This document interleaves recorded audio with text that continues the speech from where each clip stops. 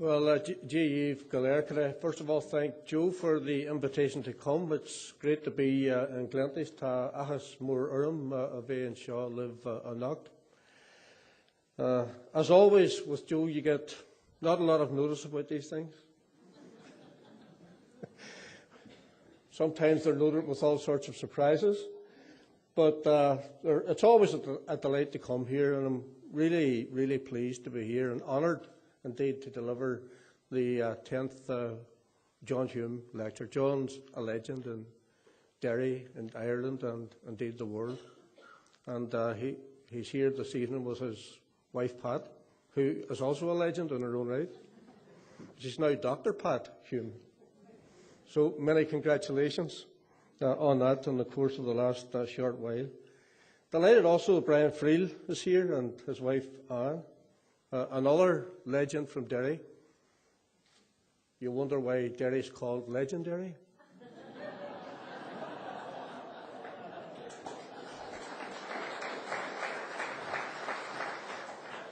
It's full of legends. And of course the Reverend Harold Good, he was born in Derry, so he's entitled to the title legendary. And I'm really pleased that him and Clodagh are with us this evening. Prior to the peace process, I never knew Harold, but since the peace process, I have had an acquaintance with Harold and indeed many others within the Protestant churches. And I regard many of these people as some of my closest friends. We have worked very, very closely together, and I think we've achieved absolutely amazing things on behalf of our people. I'm being particularly praiseworthy of Harold tonight because he has a bag of fresh mackerel in the boot of his car. He knows that I love mackerel, and he caught them this morning, he assures me, in Ballycastle. So I'm looking forward to having a feed of those. I think the Tongus is here somewhere, so I'm very pleased that Mary Coughlin is here with us this evening. And I also want to take this opportunity to thank the Gardaí for getting me successfully out of Clonus today after the Ulster final. It was touch and go as to whether or not I was going to make it, but it's surprising what two guys on motorbikes can do. So that was absolutely wonderful. I was through this village 2 weeks ago, and I was at a birthday party 2 weeks today in Ardra, and I've mentioned this woman before. I made this woman's acquaintance whenever I was asked by a cousin of mine who's married to her granddaughter, would I phone her on her 100th birthday? And I did. And she said to me, I thought that's all I was doing. She said to me, you know, I hear you're speaking at the McGill Summer School. I said, well, how did you find that out? Now, this woman lives in her own house in Ardra, healthy as a sea trout. I says, I am. She said, you know, that's only 10 miles from Ardra. So I got the bottle of brandy and the big bunch of flowers, and I came early and went down to the house, and I've known her ever since. I was back 2 weeks ago for her 104th birthday. She's now on her 105th year. Before I went the first time, I phoned her to find out where she was in Ardra. She says, just come down the main street. Come down by the chapel. There's a little laneway. Go down the laneway, there's a little bridge, go over the bridge, and I'm living in the pink house. The instructions were spot on. The amazing thing about her is that her sister lived across the road, or lives across the road, and she's 102. Yeah, and still does her own. John Hume's asking what age am I? Well, unfortunately for me, John, I was 60 in May. But her sister's 102 and she still does a spot of gardening. So this woman's name is Molly Gallagher, and she's as sharp as a razor. She actually said to me, and the following day we had a meeting of the North-South Ministerial Council in Farmley, and she said to me, will you ask Dermot Ahern, the Minister for Justice, what he's doing about head shops?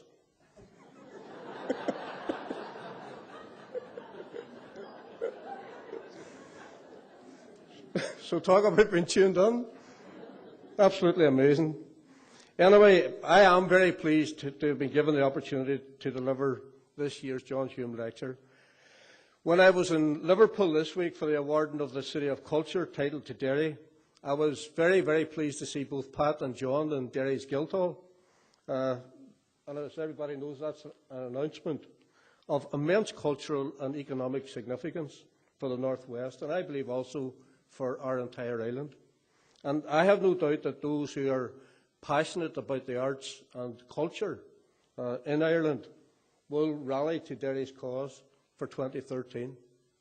And even before we came here tonight, I made a suggestion to Joe, which he might think about, that come 2013, maybe the Patrick McGill John Hume Lecture should be delivered in Derry, where people would come to Derry and then come on to Glenties and Donegal for the rest of the week's proceeding.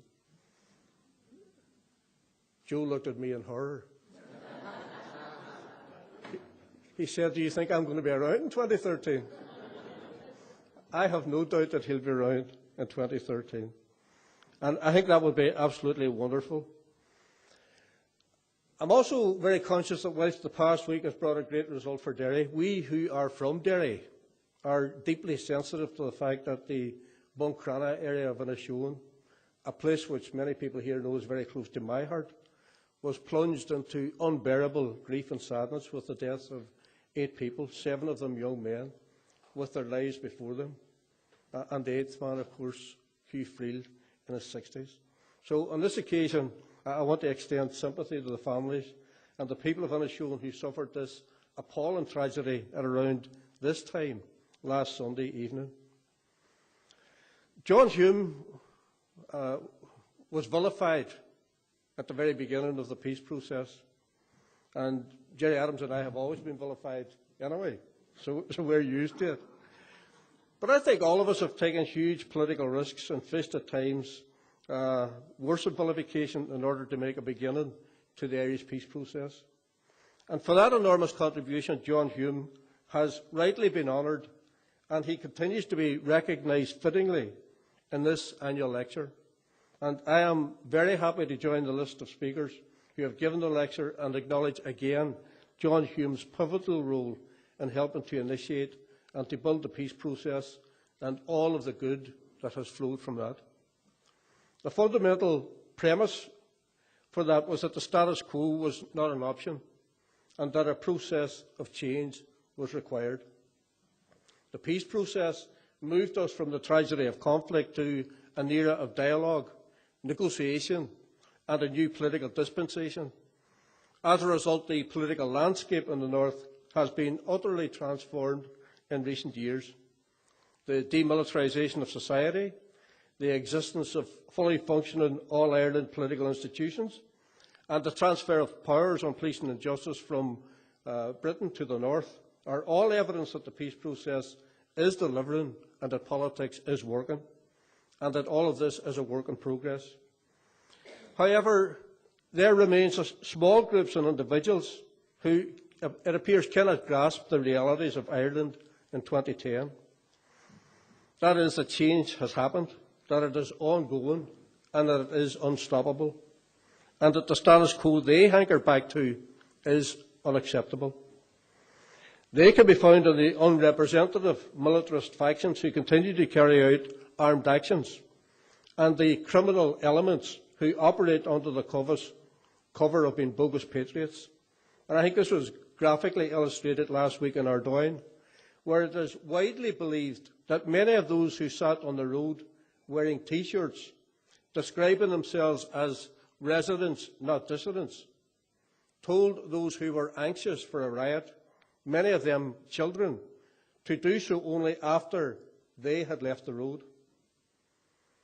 Regrettably, the Orange Order also appear rooted to the past and unwilling to join with the rest of us in making the necessary compromises in the interest of peace and progress. They continue to refuse to talk to nationalists and to hold the rest of society to ransom over a tiny number of contentious parades out of thousands of loyal order marches each summer. The sectarianism played out on the streets of Belfast in recent days needs to be tackled, and I have long argued that the Orange Order themselves could transform relationships by taking a bold initiative, by thinking of the greater good, and by stepping forward and making their contribution to a new and better future. By dealing with the issue of contentious parades in a generous fashion, the Orange Order has the potential to build a new relationship with their Celtic neighbours, and my door remains open to them always. These issues are the legacies of an island emerging from 4 decades of conflict, and point to the fact that Ireland needs a process of national reconciliation. The recent publication of the report of the Savile inquiry into Bloody Sunday, the reaction of the new British Prime Minister David Cameron, and the exoneration of the 14 people murdered on the streets of my home city that day has the potential to be a defining moment in such a process. And I acknowledge also that Republicans caused much hurt during the conflict. I have always acknowledged that, and as a Republican leader, I accept my responsibilities both for the past and for building a new future, and importantly for ensuring that the truth about the past is told for the victims and survivors, but also to ensure that mistakes are not repeated in the future. And I repeat here tonight a call for the establishment of an independent international truth recovery process, one which is victim-centred and which can generate the confidence necessary for full participation. I, along with other Republican leaders, have made it clear that we will participate in such a process. We now need the same commitment from the British government, and indeed also from unionist leaders. We need to go beyond simply telling the stories of the past 40 years.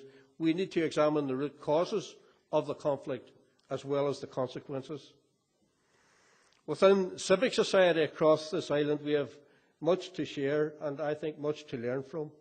One of the effects of the partition of our country has been the separate development of communities, whether on religious grounds in the north or between the communities north and south. Yet we all share common problems that really don't recognise any border. I believe that greater cooperation within civic society can bring about innovation, create change and promote best practice. In particular, we need to jointly address the issues of community regeneration, sustainable economic growth, environmental protection, sectarianism, racism, road safety, child protection and social inclusion. Again, I would ask, what more can civic society do to deepen our understanding and our actions in addressing these issues? While highlighting areas for additional activity, I would also like to take this opportunity to pay tribute to those in civic society who have and continue to be vital to that social cohesion in Ireland, and in some cases they are the very threads that hold our society together. And I'm thinking of the community sector, the trade union movement, the GAA and other sporting organisations, the credit union movement and ordinary grassroots activists across this island. The recent cycle of economic growth and recession demonstrates the interdependent nature of the economy, north and south. The establishment of the Northern Committee of NAMA, dealing with €5 billion worth of loans, demonstrates the level of our interdependence. I believe that for too long the economy of the border counties has been the victim of the changing tides of cross-border trade.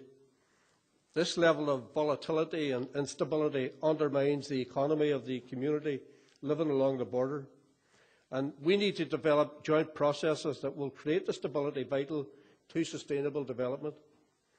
On a national level, there is no advantage to having two competing economic development agencies vying with each other for foreign direct investment. It is counterproductive, it confuses investors, and it drives down value as we compete to provide the cheapest option. As one US investor recently said in relation to the North, and I quote, because I was there when he said it, "It is hard to get excited about a marketplace and labour pool of 1.5 million people.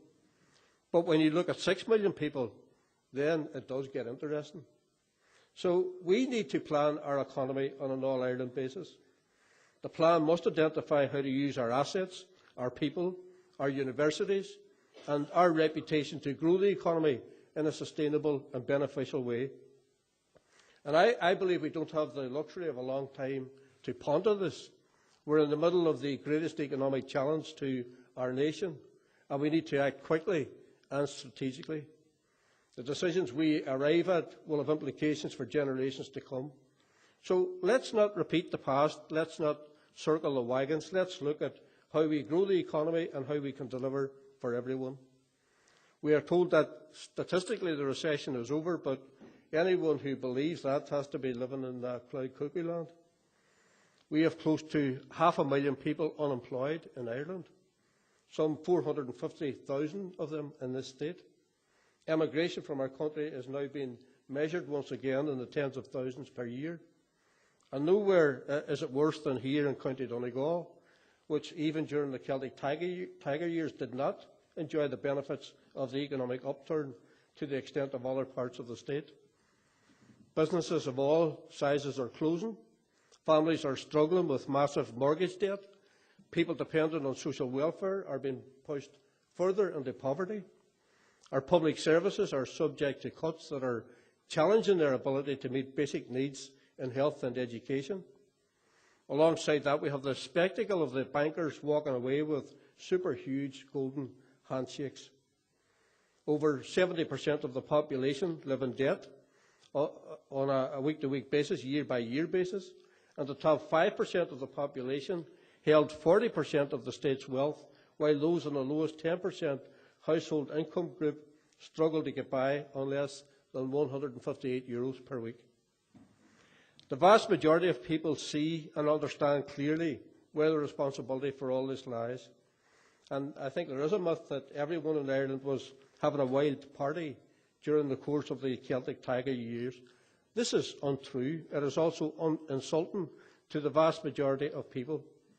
And I think it is important to point this out, because if we forget what happened in the very recent past, we are liable to repeat the same mistakes. There were alternative roads to follow, roads that we now need to travel. The question we have to ask now is not just what to do next, but how well equipped are the people of Ireland to address the huge problems that we face. The growing gap between the haves and the have-nots, the rewarding of private greed at the expense of the public good, the failure to think strategically and in the long-term interests of the citizens needs to end. As always, partition complicates matters. In the North, we are tied to the British Exchequer, and our Executive and Assembly are denied fiscal autonomy. We do not have revenue-raising powers and are dependent on a block grant from London, which is based on the Barnett's formula, a population statistic-based formula rather than need, and which takes no account of the legacy of partition and decades of underfunding by the British government. In the 6 counties, Catholics remain twice as likely as Protestants to be unemployed, 100,000 children in relative poverty and 44,000 children living in severe poverty. Of the 20 areas in the North suffering highest levels of deprivation, 17 are nationalist. We are now faced with a massive reduction in the block grant to the North. In this situation, we in the Executive and Assembly must battle to protect public services from cuts. It is a huge challenge. The current situation emphasises, as never before, the need for the Executive and the Assembly to have fiscal autonomy and for the economy in the North to be more closely integrated with the rest of Ireland. Tom Pollan is here in the audience, and even though things are difficult, I'm always very conscious, and I've actually quoted this on a number of occasions in the course of recent weeks, of the poem that Tom wrote called "Of a Difference It Makes," which is about the first 50 years of Unionist rule in the North, when during that time the only piece of legislation which nationalists could get passed was the Wild Birds Act. Yes, it's true. And I think the fact that I am now in a government with 4 other Sinn Féin ministers and also Alec Atwood there from the SDLP alongside our Unionist colleagues, dealing with huge budgets and able to take huge decisions and putting legislation through the Assembly, that clearly shows how things have changed. And it also clearly shows how correct Tom Pollan was. And I'm honoured that he's with us this evening. So the effects of recession are worsened, and our ability to respond effectively is hampered by the existence of two currencies, two different tax and social welfare regimes, two sets of public services, and all the inefficiency and duplication that entails. I need not tell people in County Donegal, the neighbouring county to my own, about the disruptive effect of partition on the border counties themselves. Greater cross-border cooperation and integration is an economic necessity. And I think it's good that we can say, as we have done, that, for example, I will stand on the new bypass at Newry, God spares me, on the 29th of this month with the Taoiseach and with Conor Murphy, our Minister for Regional Development, and open the last stretch of that road to Dublin to dual carriageway status, which means people in Belfast can then travel from Belfast to Dublin in something like around 95 minutes. And I'm told go to Cork by that route in 4 hours, which is incredible. Also, the commitment of Irish Government money for the building of the new A5 road from County Monaghan to the northwest gateway of Derry and Letterkenny in County Donegal. That's a project that will come on stream in the next couple of years and will be a hugely important piece of infrastructure, particularly for people west of the Bann who've always felt neglected. The A5 also, the opening up of that road from Belfast to Larne with Irish Government money to ensure that the haulage companies can gain access to Europe along the Eastern Corridor is another very important development. Another very important development is the building of the satellite radiotherapy unit at Altagelvin Hospital to treat people from both Derry and County Donegal who are suffering from cancer rather than having to travel long journeys to Galway, Dublin or to Belfast. So these are practical examples of what can be done, but all of that, I believe, needs to be intensified because that saves money and uses and utilises resources in the interests of everyone. So my party has continually raised the issue of duplication of an administration in an island the size of ours, and I don't believe we can sustain such duplication.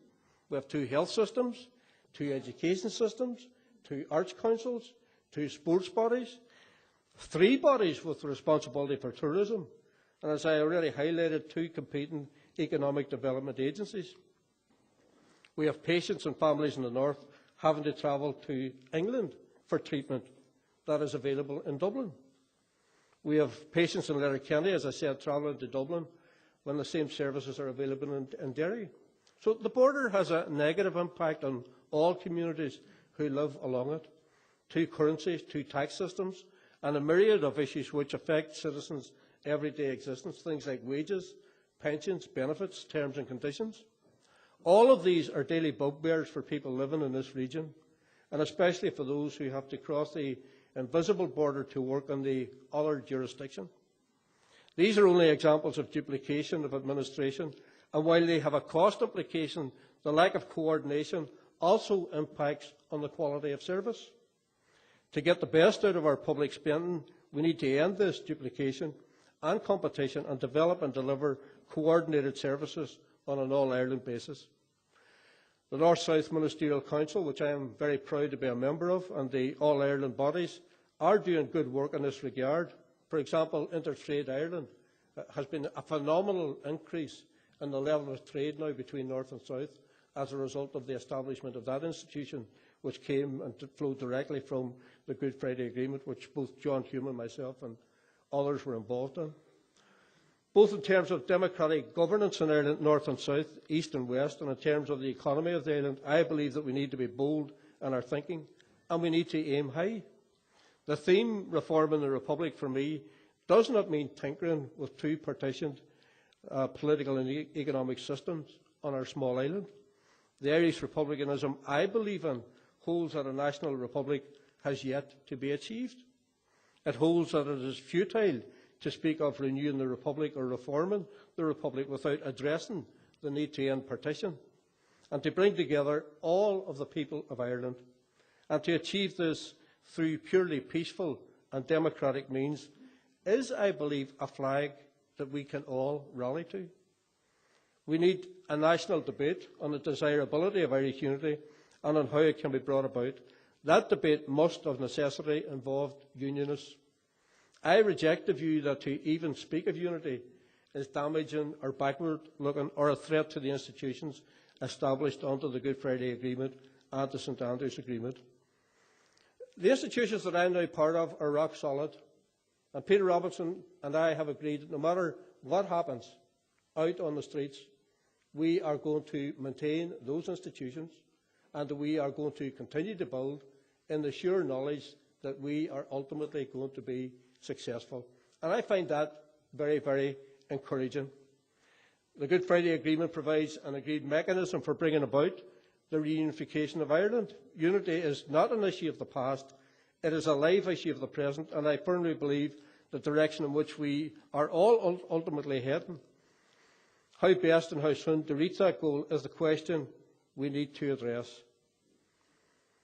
When Ian Paisley and I sat down for the first time, one of the first things he said to me, and it's an exact quote, "Martin, we can rule ourselves.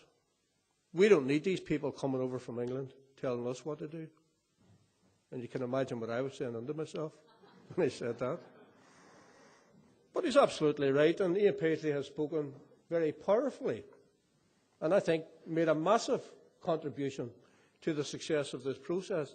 His speeches in the South, in the aftermath of the first North-South Ministerial Council, at the Boyne, the things his wife said, the need to bring down the barriers, end the old hatreds. And I believe he actually is, sincere and very genuine about all of that, is something that we can build on. In the aftermath of the announcement of the City of Culture for Derry, within half an hour of the announcement, my mobile phone rang, and it was Ian Paisley. He says, "I'm just ringing to congratulate you." He says, "It's great. Tell all of the team it's wonderful. It's great for the young people, and whatever I can do to help make this a success, I will help." So I find all of that hugely encouraging for the future. So the other point I think that should be considered by the Irish government is that a start could be made next year by granting to Irish citizens in the 6 counties the right to vote in the presidential election. The current Uachtaráin Nahéireann is a native of Belfast, but if she had lived there at the time of her election, she wouldn't have been able to vote for herself. So provision should be made for such voting rights, not only for citizens in the north, but also for Irish citizens living abroad. Voting rights are granted by many states to their citizens living abroad within a reasonable period from their leaving the home country. At a time of renewed mass immigration, it would be a real recognition of the importance and value of our recent exiles if such rights were granted. And of course, Patrick McGill was, after all, one of our exiles forced out by poverty. So we need a rebuilt Irish economy, an all-Ireland economy. We need strategies for saving and creating jobs, reforming the tax system to ensure the wealthy are paying their fair share, eradicating public waste and public spending, such as exorbitant executive salaries, drawing up a realistic debt repayment structure on the basis of a growing economy that will grow if it is invested in, and fully regulating a new finance system with necessary secure measures like stronger capital requirements for banks and the supervision of credit rating agencies. All of this should be done with the aim of building an economy which serves the people. This would provide the basis for a transformed, equitable and efficient health service, education with access for all, decent and affordable housing, sound social welfare support for everyone who needs it, and security for our older citizens. A political system in which careerism for personal gain has, for some, come before commitment to public service must look seriously at itself to ensure our island economy is run not on the basis of individual greed, but the good of all. We need to renew our commitment to public service and to the common good. When we as a people have achieved great things in the past, we have done so because individuals put the nation before themselves. That is the spirit of the 1916 proclamation of the Republic and the democratic programme of the first Dáil Éireann. For me, renewing the Republic means applying the principles of those documents to our own time. It means unity, equality and lasting peace for all the people who share this island. It means building an Ireland of equals. This 30th Patrick McGill Summer School gathers as we enter the decade which marks the centenary of a number of defining events in Irish history, including the Great Lockout of 1913, the Easter Rising, the Battle of the Somme, the Ulster Covenant, the Partition of Ireland. Nobody should be afraid of commemorating or debating these landmarks in our history. It is right to recognise the heroism of those who stood for the vision of the Irish Republic articulated on Easter Sunday 1916, a republic that pledged religious and civil liberty, equal rights and equal opportunities to all its citizens, and declares its resolve to pursue the happiness and prosperity of the whole nation and all of its parts, cherishing all of the children of the nation equally. The proclamation remains a living testimony to the vision and commitment of the leaders of the 1916 Rising, and it continues to represent a charter for change for Irish Republicans. It spells out the unfinished business and what is required to complete it. To build the united, independent Ireland of equals, it invites us once again to bring together all strands of Irish nationalism, republicanism and the labour movement. It challenges us to become persuaders, to reach out the hand of friendship to all who share this island with us, particularly unionists, to build new alliances, to devise and develop new strategies and shared positions, and to build and broaden support for this objective. It's also right to recognise in the period ahead the sacrifice of those Irishmen who fought in the First World War. And I'm very glad Paddy Hart is here tonight. I've known Paddy far too long, for a very, very long time. And some of the darkest days in Derry, and I'm talking about way back in the 70s, Paddy was one of the few politicians that was prepared to venture over the border and into the city to talk to us. And he never had an attitude of, we're not going to talk to Sinn Féin, or we're not going to talk to the IRA. We'll talk to everybody to find out what can be done. And I've always admired him for that. And I know that the work that he's involved in is something that is very important to him. And I think he's probably very pleased that I'm saying what I'm saying this evening. And while some may question the value of the actions of those who went to war, no one can set aside the scale of loss or doubt the personal tragedy. Republicans have no wish to erase the memory of their bravery or their part in Irish history. Many working class Irishmen fought in the British Army at that time because of the unrelenting poverty that they and their families experienced. Their motivation and their experience were articulated by Tom Kettle, an Irish national volunteer who shortly before his death at the Somme in September 1916 wrote these lines to his daughter. Know that we fools, now with the foolish dead, died not for flag, nor king, nor emperor, but for a dream born in a herdsman's shed, and for the secret scripture of the poor. Among the courageous Irishmen who gave their lives in that war also were those who fully believed in their actions and the choices they took. Their sacrifice and their loss are no less worthy of remembrance. The experiences of Republicans, Nationalists, Unionists and all others form part of our collective memory. They are part of who we are as a community and as a nation. And while we must remember these events, we also must critically engage with our past. The past 100 years, while a fraction of the life of the nation was taken up by partition, divergence, exclusion and conflict, these failures must be consigned to the past. And I believe we're on the right road. I believe we're doing that at the moment. I believe that we're now set on a course towards unity, convergence, inclusion and lasting peace. And this is not a bland aspiration. In this way, we will deliver equality, prosperity, reconciliation for all our people in all our diversity. In this way, we will build a nation of which our children can be proud and a republic worthy of the name. An old Indian once said, he was a negotiator too, negotiating with the white man who came from the east, something which I think we should bear in mind as we go forward in terms of those who would try to destabilise all of the enormous progress that we've made in recent times. And it's something that I believe in, absolutely. And they're very simple words. He said, we suffer the mouse to play, and when the wind blows in the woods, we fear not.